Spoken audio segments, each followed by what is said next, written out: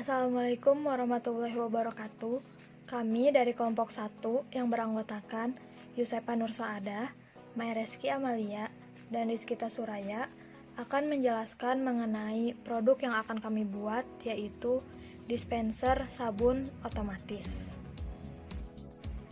Di sini ada latar belakang mengapa kami membuat produk tersebut. Sejak awal kemunculan COVID-19 pada akhir 2019 lalu di Tiongkok, virus corona atau COVID-19 telah menginfeksi 4 juta lebih warga dunia dan 15.000 diantaranya menginfeksi warga Indonesia. WHO telah menetapkan COVID-19 ini sebagai pandemi global. Sudah sejak awal, WHO merekomendasikan upaya pencegahan, salah satunya dengan secara berkala mencuci tangan dengan sabun dan air mengalir, serta penggunaan hand sanitizer pun disarankan. Mencuci tangan dianggap menjadi cara terbaik untuk mencegah infeksi dari virus corona. Saat beraktivitas sehari-hari, akan sulit bagi tangan kita untuk menghindari virus, bakteri, ataupun kuman. Hal ini disebabkan karena mata tidak mampu melihat virusnya secara langsung, sehingga mencuci tangan adalah langkah terbaik untuk menghindari tertularnya penyakit. Hal tersebutlah yang menjadi alasan kami membuat inovasi dispenser sabun otomatis ini.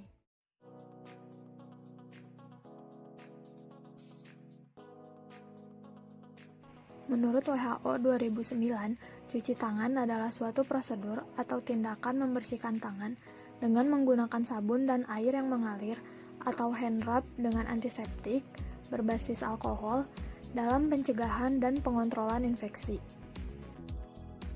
Menurut Susanti 2008, tujuan dilakukannya cuci tangan yaitu yang pertama, menghilangkan mikroorganisme yang ada di tangan, kedua, mencegah infeksi silang, ketiga, menjaga kondisi steril, keempat, melindungi diri dan pasien dari infeksi, dan yang kelima, memberikan perasaan segar dan bersih. Semua jenis virus, termasuk COVID-19, bisa dapat aktif di luar tubuh manusia selama berjam-jam, bahkan berhari-hari. Saat beraktivitas sehari-hari, akan sulit bagi tangan kita untuk menghindari virus, bakteri, ataupun kuman. Mereka bisa menyebar melalui droplets atau cairan tubuh, seperti saat bersin, batuk, atau saat pengidapnya berbicara. Hal tersebut memungkinkan juga terjadi di fasilitas kesehatan seperti di rumah sakit, klinik, ataupun puskesmas. Salah satu media penyebarannya adalah penggunaan tempat sabun cuci tangan yang dipakai bersamaan. Dalam masalah tersebut, pada kegiatan kali ini kami mengusulkan rancangan produk inovasi dispenser sabun otomatis.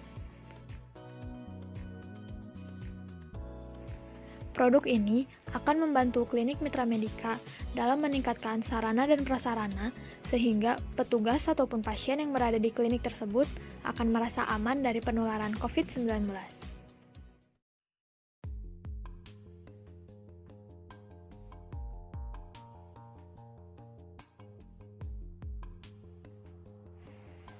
Rancangan dispenser sabun otomatis merupakan inovasi terbaru dalam upaya pencegahan penularan COVID-19.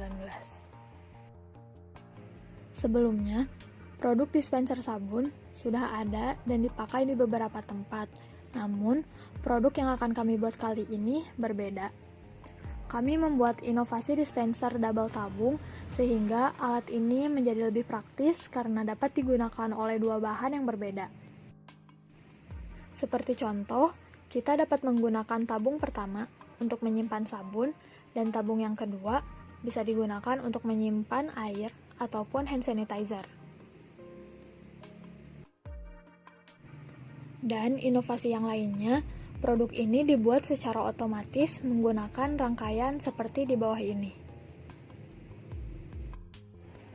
Ketika saklar dinyalakan, batu baterai akan memberikan tegangan atau power kepada sensor.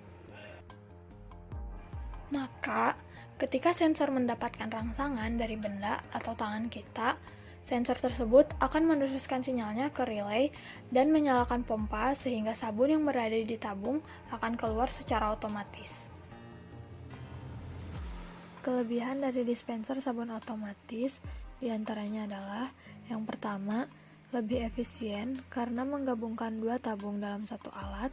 Yang kedua, dibuat secara otomatis sehingga mencegah penularan virus. Dan yang ketiga, desain yang menarik.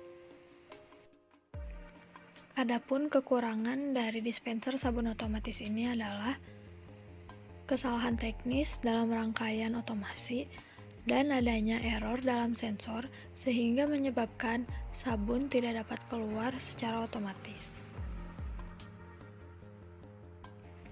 Strategi pemasaran dalam penjualan produk ini diantaranya yang pertama, kenali pelanggan. Dalam menghadapi era new normal, kita dianjurkan untuk sering mencuci tangan. Maka dari itu, sasaran pelanggan dari produk ini sangatlah banyak dan bervariasi. Seperti produk ini bisa digunakan di dalam gedung, fasilitas kesehatan, fasilitas umum, ataupun di rumah. Yang kedua, melakukan promosi produk dengan cara menggunakan media sosial sebagai penyebarannya. Dan yang ketiga, menggunakan sarana internet, seperti membuat website marketing sebagai pemasarannya. Metode pelaksanaan. Tahapan pelaksanaan dari kegiatan kali ini adalah yang pertama, persiapan kegiatan.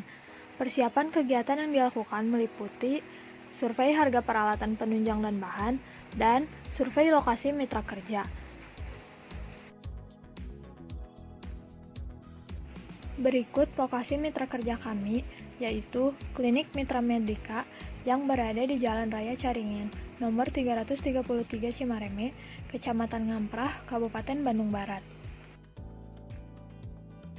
Adapun alat dan perlengkapan yang dibutuhkan diantaranya AVD sensor, relay expansion, pompa Vitara, saklar, tempat baterai, PVC foam board, selang, lem, timah solder, obeng, gunting, pistol lem tembak, dan solder. Tahapan ketiga, penyusunan proposal. Tahapan keempat, pengajuan proposal kegiatan. Tahapan kelima yaitu persiapan produksi. Di antaranya yang pertama, mempersiapkan tempat dan fasilitas penunjang di tempat produksi. Yang kedua, pemasangan alat dan kelengkapan penunjang produksi. Yang selanjutnya, proses keenam, proses produksi. Pada tahapan ini dilakukan proses perancangan alat dan pembuatan alat.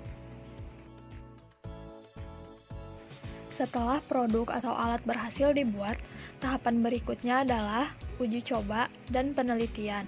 Pada tahap ini, alat diuji apakah bisa mengeluarkan cairan sesuai sensor tangan dan memperhitungkan tingkatan sensor saat digunakan.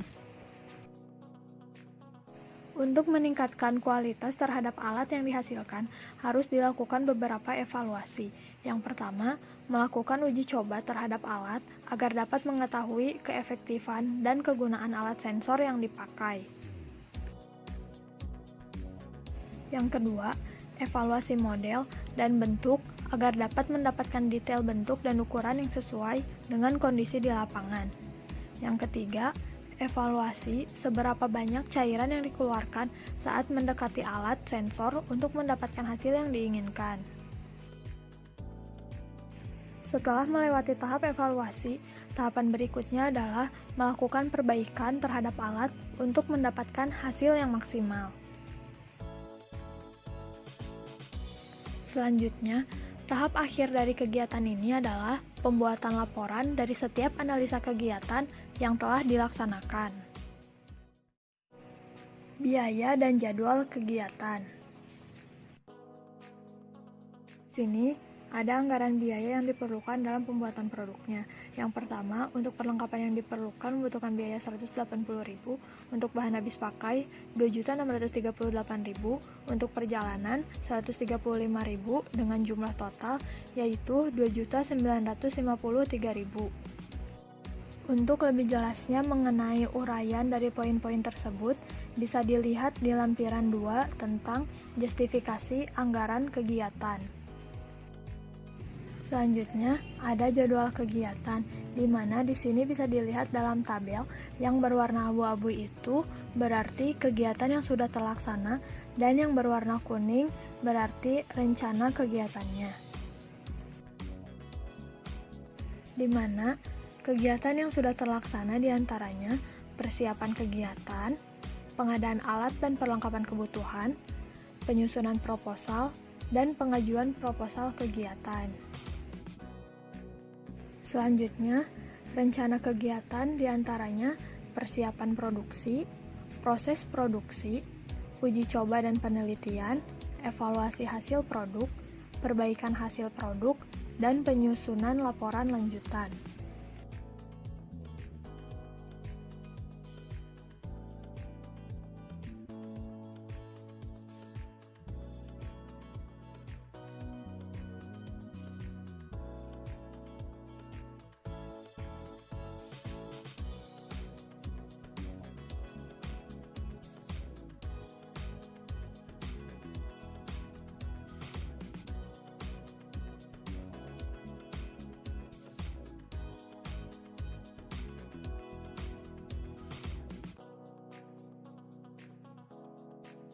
Mungkin sekian presentasi dari kelompok kami.